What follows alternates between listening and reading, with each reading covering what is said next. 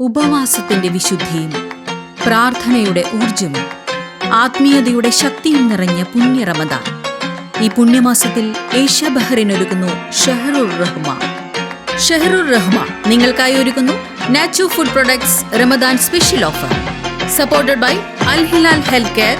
Available, affordable, accessible. ബിസ്മില്ലാ വൽഹംദുലില്ലാ വസ്സലാത്തു വസ്സലാമു അലാ സയ്യിദിനാ റസൂലില്ലാ വബഅദ്. അസ്സലാമു അലൈക്കും വറഹ്മത്തുള്ളാഹ്.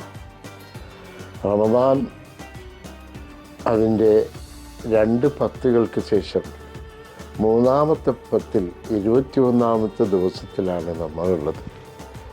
ഏഷ്യ ബഹ്റൈനും അതിൻ്റെ ദൗത്യവുമായിട്ട് നിങ്ങളെ മുമ്പിൽ.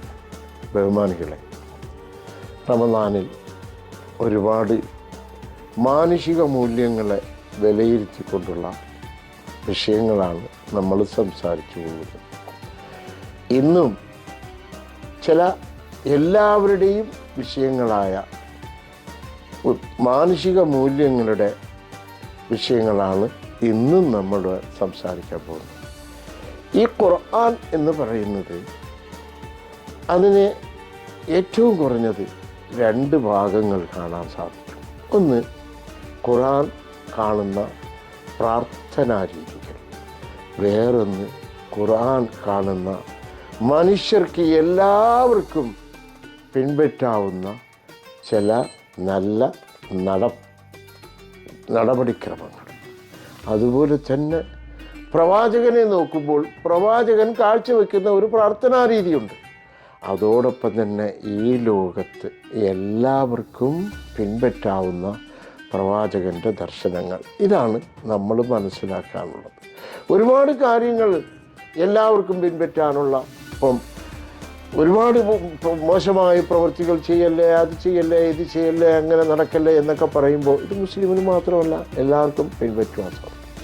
അങ്ങനെയുള്ള വിഷയങ്ങളിൽ ഒരു പൊതുസത്യത്തെക്കുറിച്ചാണ് എന്ന് പറയുന്നത്. അതായത് ഈ ലോകം, ഈ പ്രപഞ്ചം വിശ്വാസ പ്രമാണങ്ങൾ പ്രകാരം സൃഷ്ടിക്കപ്പെടുവാൻ കാരണഭൂതനായത് ഒരു മനുഷ്യനാണ്. അത് അറബിയിൽ ആദം എന്ന് പറയും. പരിശുദ്ധ ഖുർആനിൽ അല്ലാഹ് പറഞ്ഞു, ഒരു മനുഷ്യനിൽ നിന്നാണ് ഈ ലോകത്തുള്ള സർവ്വജനങ്ങളെയും സൃഷ്ടിച്ചത്. അതുകൊണ്ട് നിങ്ങളുടെ സഹോദരത്വങ്ങൾ മറക്കാതിരിക്കുക. എന്നാൽ അതോടൊപ്പം തന്നെ സ്ത്രീ എന്നുള്ള അധ്യായത്തിൽ ഖുർആൻ പറഞ്ഞത്, ഒരു പുരുഷനെ പടച്ചപ്പോൾ, ആദമിനെ പടച്ചപ്പോൾ ആ പടപ്പ് പൂർത്തിയായത് അതിൻ്റെ ഇണയായ ഹവ്വയെ പടച്ചപ്പോഴാണ്. ഭാര്യ ഭർത്താവ് എന്നുള്ള തത്വം പടച്ച തമ്പുരാൻ തീരുമാനിച്ച ഒരു നിയമമാണ്. പരിശുദ്ധ ഖുർആൻ തന്നെ പറഞ്ഞു, ആദമിനെ പടച്ച് അതിൻ്റെ കൂടെ അതിൻ്റെ ഇണയെ പടയ്ക്കുകയും അതിൽ നിന്നും ഈ ലോകത്തുള്ള സർവ്വ ആണിനെയും പെണ്ണിനെയും സൃഷ്ടിച്ചു. ഇതിൽ നിന്നും മനസ്സിലാക്കുവാൻ സാധിക്കുന്നത് ഈ ലോകത്തിൻ്റെ നിലനിൽപ്പ്, മനുഷ്യരാശിയുടെ നിലനിൽപ്പിന് ജാതി മത വ്യത്യാസമെന്നെ വിവാഹം എന്നുള്ളതിനെ പടച്ച തമ്പുരാൻ തീരുമാനിച്ച ഒന്നാണ്. ഈ വിവാഹത്തിൽ കൂടി ജനിക്കുന്ന ഒരു മുസ്ലിം വേറൊരു മുസ്ലിമിനെ വിവാഹം കഴിച്ചാൽ അതിൽ ജനിക്കുന്ന കുട്ടി, ഒരു ഹിന്ദു വേറൊരു ഹിന്ദുവിനെ വിവാഹം കഴിച്ചാൽ അതിൽ ജനിക്കുന്ന കുട്ടി, അതായത് എല്ലാ വിവാഹങ്ങളെയും ഇസ്ലാം ബഹുമാനിക്കുന്നു. കാരണം അറേഞ്ച്ഡ് മാരേജ് എന്ന് പറയുന്ന ഇവിടെ നമുക്ക് മനസ്സിലാക്കുവാനുള്ളത്, ഭാര്യാഭർത്തൃ ബന്ധം എന്നുള്ളത് ഖുർആന്റെയും പ്രവാചകന്റെയും ദൃഷ്ടിയിൽ ഒരു പരിപാവനമായ ഈ ലോകം നിലനിൽക്കുവാൻ വേണ്ടി പടച്ച തമ്പുരാൻ തിരഞ്ഞെടുത്ത ഒരു രീതിയാണ്. അത് കാരണമാണ് ഇസ്ലാം എല്ലാ വിവാഹ ബന്ധങ്ങളെയും ബഹുമാനിക്കുന്നത്. ഉദാഹരണത്തിന് മുസ്ലിം കൺട്രീസിൽ ഇവിടെ ഒരു ഹിന്ദു വേറൊരു ഹിന്ദുവിനെ വിവാഹം കഴിച്ചുകൊണ്ട് ആ സർട്ടിഫിക്കറ്റ് ഇസ്ലാമിക് മിനിസ്ട്രിയിൽ കൊടുത്താൽ അവർ സോളംനൈസ് ചെയ്ത് തരും.